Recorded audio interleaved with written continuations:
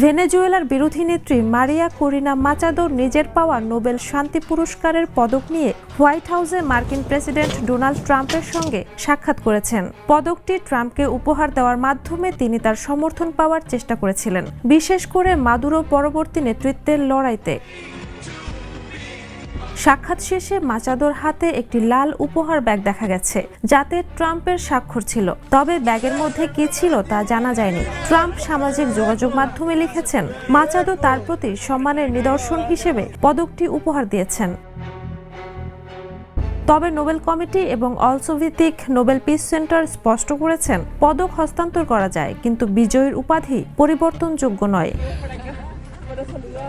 Machado বৈঠকটিকে ঐতিহাসিক আখ্যা দিলেও বাস্তবে ট্রাম্প প্রশাসনের নীতি ও ভেনেজুয়েলার সমর্থনে কোনো বড় পরিবর্তন ঘটেনি। হোয়াইট হাউস এখনও ডেলসি রদ্রিগেজকে ভারপ্রাপ্ত প্রেসিডেন্ট হিসেবে সমর্থন করছে। নোবেল পদকের প্রতীকী উপহারেও মাচাদোর রাজনৈতিক প্রাপ্তি এখনও সীমিত। আন্তর্জাতিক ডেস্ক, দ্য নিউজ। দেশে দেশে সবার সাথে, দ্য নিউজ।